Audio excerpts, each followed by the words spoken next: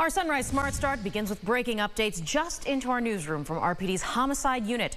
Two young suspects, 18 and 16 years old, arrested and charged after a deadly armed robbery over the weekend. Police tell us the victim in this case, 68-year-old Gilberto Morales Cruz, was riding his bike Saturday afternoon down Smith Street when the suspects came up and shot him multiple times. He died at the scene. Investigators later identified the two suspects as 18-year-old Yasir Hall and 16-year-old Javion Lopez. They say officers saw them Monday around Child Street and Lyle Avenue, where they tried to make a run for it. After a brief chase, they were caught. RPD says at the time both had loaded guns, and another search led to the recovery of more evidence connected to this murder, as well as an MP5 rifle. Both suspects are charged with murder, robbery, and gun-related crimes. Happening today, sentencing for the driver convicted in the deadly 490 crash that happened last November. It was just last month. 26-year-old Christopher Long Jr. was found guilty on multiple counts, including vehicular homicide, manslaughter, as well as vehicular manslaughter, for the deaths of 18-year-old Skylar Swift and 23-year-old Alessi Lopez. Investigators say he was speeding and driving drunk when he ran off the expressway that morning, hit a barrier, a power pole, and then crashed into a tree near the Culver Road Armory exit. His sentencing begins at 10 o'clock. Also today, a plea hearing for one of those two sisters accused in the deadly arson that killed 5-year-old Malachi Stovall 1 year ago in Rochester. As we've reported, investigators confirmed that Tia Kayla and Takita Hendricks allegedly used a flammable substance to light the front porch of this Portland Avenue home on fire last summer. The house quickly became engulfed and trapped Malachi inside before the firefighters, they were also injured in the rescue effort, were able to get him out. Well, Malachi did die in the hospital several days later. Tia Kayla was found by the U.S. Fugitive Task Force last August.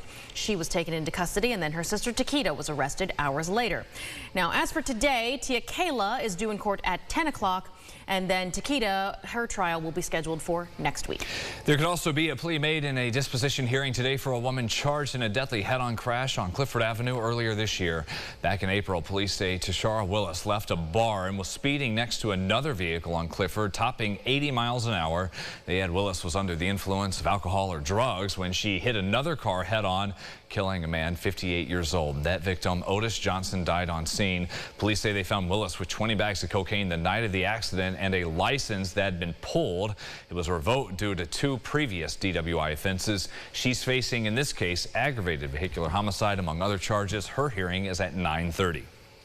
We continue our coverage into this investigation, trying to find out what happened in last week's deadly tour bus crash on the Thruway that left 5 people dead.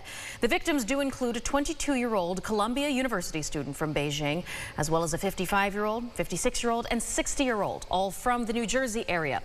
There's also a 65-year-old from India. A federal inspection report on the tour bus company's safety record shows M&Y Tour Incorporated was inspected 61 times in the last 2 years, never involved in any crashes during that time until Friday. The report also shows the company complies with all safety requirements. New York State Police still working with the NTSB trying to figure out what caused the deadly wreck. The bus driver and bus company, we've been told, have been cooperative throughout the investigation.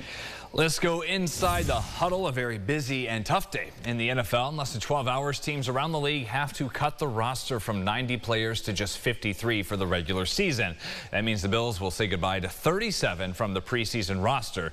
Now, teams are allowed to keep 16 players on their practice squad throughout the season, but Sean McDermott said it best: football doesn't last, and this could be it for a lot. By 4 p.m., those decisions will be made. There's a lot at stake for these guys, and we don't take that lightly, and we have to do our best to give a fair evaluation of the performance tonight. And so in some ways they made it awfully hard on us to make some tough decisions over the next couple of days here. I want for all these guys to be able to play in the league. It's been fun to coach them. They're so grateful. They're so appreciative, full of class, and it's hard from a football standpoint, but even harder from a, hey, these guys are good guys and they're winners. Stay with us. We'll be following the roster decisions, who made it, who does not, on air and online throughout the day at rochesterfirst.com. With summer coming to a close, we know all the families here are busy getting ready for the school year, and that means shopping back to school. Oh yes, lots to check off the list. Families, though, not just shopping for their own children. You also can collect school supplies for other kids in need all over the world. It's a great mission here. Ron Spitzer heard from a local volunteer helping to put this on. She's here in studio. Ron. Yeah, and this is a project under Operation Christmas Child, and it's not just school supplies, guys. It's personal care items and fun toys, all packaged in shoe boxes. Since 1993, Operation Christmas Child has given more than 232 million shoe boxes to children around the world. Each box is for different age groups. You can pack for ages 2 to 4, 5 to 9, or 10 to 14. And doing this is pretty simple, according to local project leader Anna Adams, who volunteers out of Covenant Life Church in Henrietta. You start with a standard size shoebox. You then include a wow item like a soccer ball or stuffed animal so the kids can get excited. Add standard school supplies like pencils, paper, and markers. Then you can also include personal hygiene products. If you can't do that, though, they also accept donations, which they use for shipping.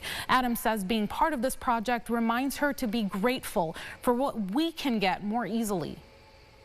Many of them, like, they don't even have access to like these items in general, and they might have to share them. So there was one story I heard of a girl who had lived in an orphanage. She had to share everything she had, toothbrushes, sheets, outfits, everything. And when she got one of these boxes, she was so excited, and her favorite item was a toothbrush because she no longer had to share a toothbrush anymore.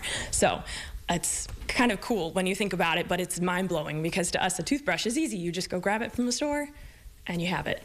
These shoebox gifts will be sent to children in over 100 countries, and they ship them out periodically throughout the year. So check with your local volunteers to learn when that is. And sometimes there are even packing parties so volunteers can work together. And that information is on our website, rochesterfirst.com. Guys.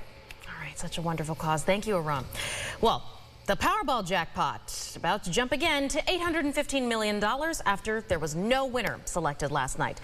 The next Powerball drawing tomorrow, a single jackpot winner. You could have the option to either take the lump sum or the annuity plan that dishes out that money over time. So play responsibly. You will see that big 815 on the billboards as they refresh here this morning heading out.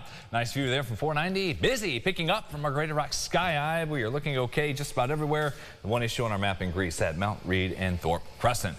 Final forecast here. Not going to get much warmer than it is right now today. Yeah.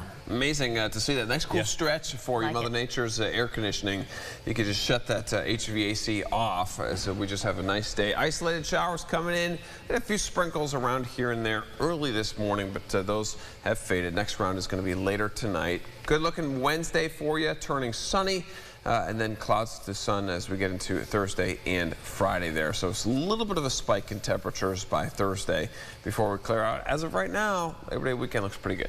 All right. Be sure you join us coming up here later this morning for our podcast, Second Cup of Sunrise, 9 o'clock on the Rochester First streaming app. Who knows what we'll be talking about? I know one item on the agenda. I met the principal. I'll talk about that conversation coming up at 9. I'm sure it was an interesting one. Well, thank you so much for watching News 8 at Sunrise. Stay tuned for your next update in 30 minutes.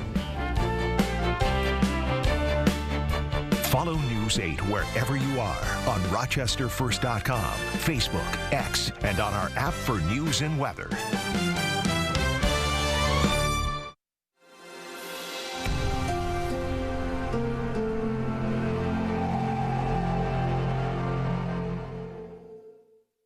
Get the Rochester First streaming app today for everything you love from News 8 on demand. Plus exclusive shows you won't see anywhere else. Search ROC and download for free on Roku, Amazon Fire, and Apple TV.